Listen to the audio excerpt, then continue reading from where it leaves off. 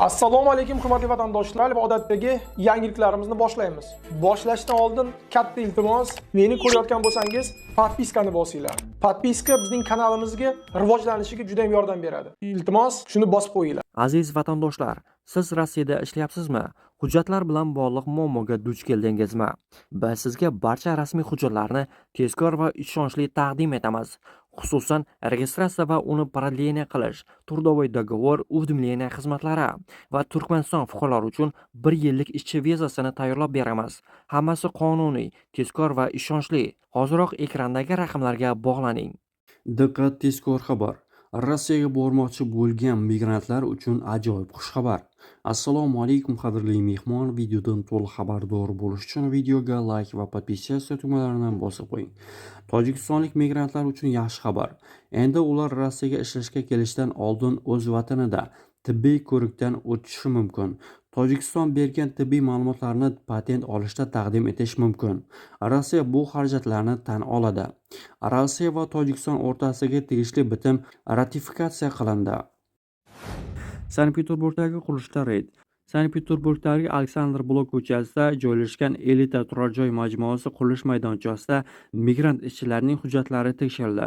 Reydda politsiya va Rossiya gvardiyasi xodimlari ishtirok etdi. Jami bo'lib taxminan 60 nafar chet el ishchilarining hujjatlari tekshirildi.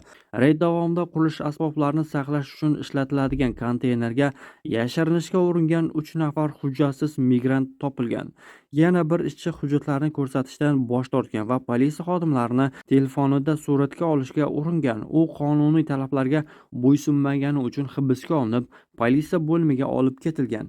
Reydda 10 dan ortiq odam noqonuniy asoslarsiz ishlayotgani aniqlangan. Ularga protokollar yozilib, hozir Rossiyadan deportatsiya qilish masalasi ko'rib chiqilmoqda. 21 ta reys kechiktirildi. Aeroport odatdagidek ishlayotgani va uchish-qo'nish yo'laklari tozalanayotgani aytildi. Domodedovo aeroportida 9 ta reys qolib ketdi. Vnukovo aeroportida Xanti-Mansisk va Tbilisidan reyslar bekor qilindi va 10 ta reys esa kechiktirildi. Moskvada shamol tezligi 14 metr sekundiga yetishi kutilmoqda. Qor yog'ishi 14 fevralgacha davom etadi. Oylik qor yog'ishining taxminan 20% bir kunda yog'ishi mumkin. Shaharda taxminan 24 soat davomida sariq ob-havo ogohlantirishi e'lon qilindi. 10 fevraldan boshlab Rossiyada Telegram messenjeri faoliyati qisman cheklana boshladi. Bu haqda RBK xabar berdi. So'nggi kunlarda foydalanuvchilar orasida messenjer faoliyatida ishlashida uzilishlar bo'yicha shikoyatlar ko'paygani qayd etilgan. 2025-yil avgust oyida Rossiya rasmiylari Telegramdagi qo'ng'iroqlarni cheklagan edi. Rasmiylar o'shanda bu ilova firibgarlik uchun ishlayotganini bildirgan.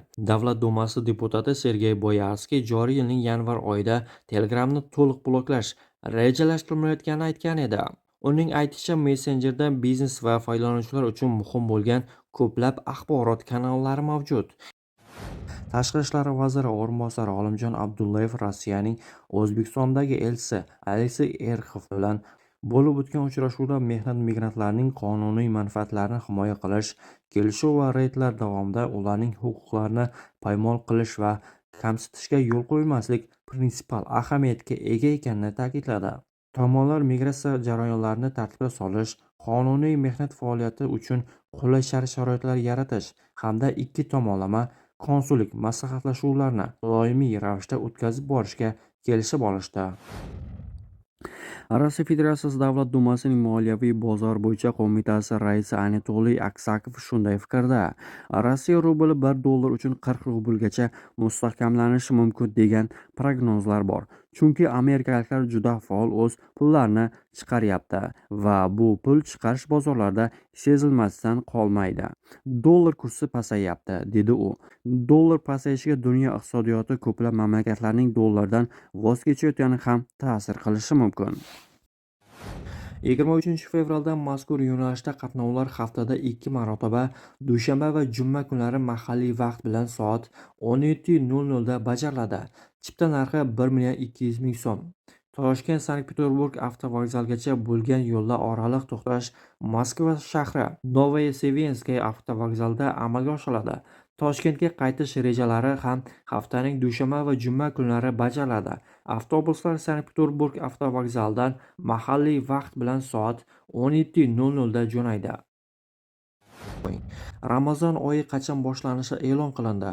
Rossiya Federatsiyasi musulmonlari diniy boshqarmasi ma'lum qilishicha, Ramazon oyi 18 fevral kuni quyosh botishi bilan boshlanadi. Birinchi taroveh namozi 18 fevral, birinchi ro'za kuni 19 fevral, oxirgi taroveh namozi 18 mart, oxirgi ro'za kuni 19 mart, Ramazon hayiti 20 mart. Muhim eslatma: 19 fevral kuni bomdod namoziga qadar og'izni yopish shart bo'ladi. Ushbu xabarni barcha yaqinlaringizga yuborishni unutmang.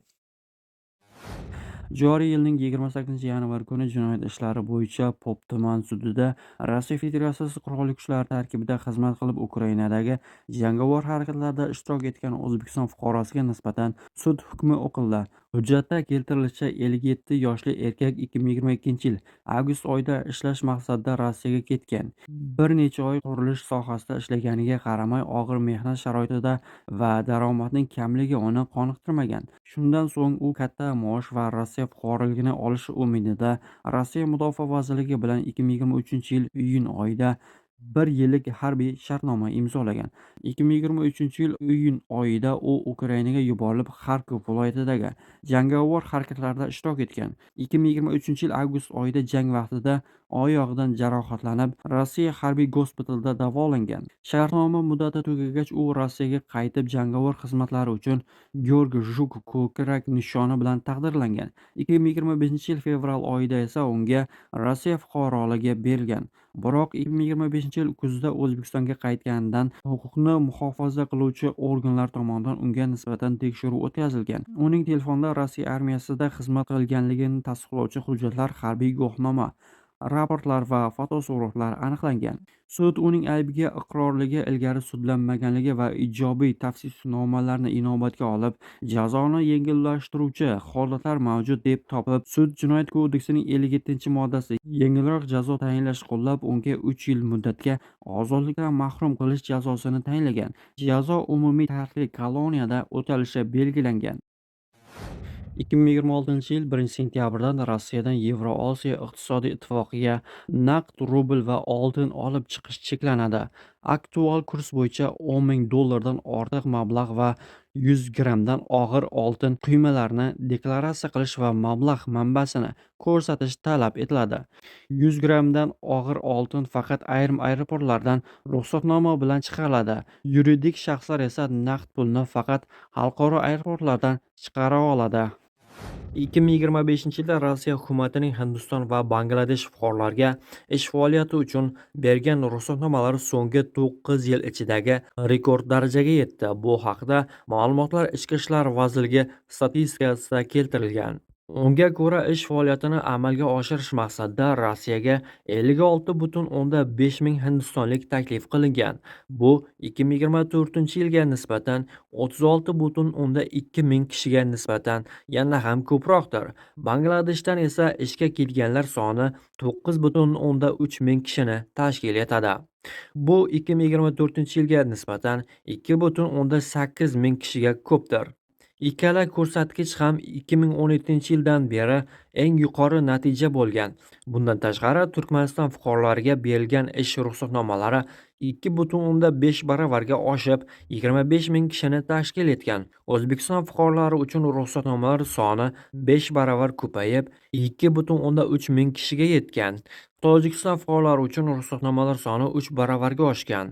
Xitoy fuqarolariga berilgan ruxsatnomalar soni taxminan 50% ga ko'payib, 92 ming kishiga yetgan. Shu bilan birga 2025-yilda Rossiyada chet elliklar uchun berilgan ish ruxsatnomalari jami 240 mingga yetgan. Bu 2017-yildan beri rekord natija bo'ldi. Yil davomida bu ko'rsatkich taxminan 42% ga oshgan. 2026-yilda hukumat Hindiston, Xitoy, Malayziya, Bangladesh va Afrika mamlakatlaridan ko'proq ish migrantlarini jalb qilishni rejalashtirmoqda.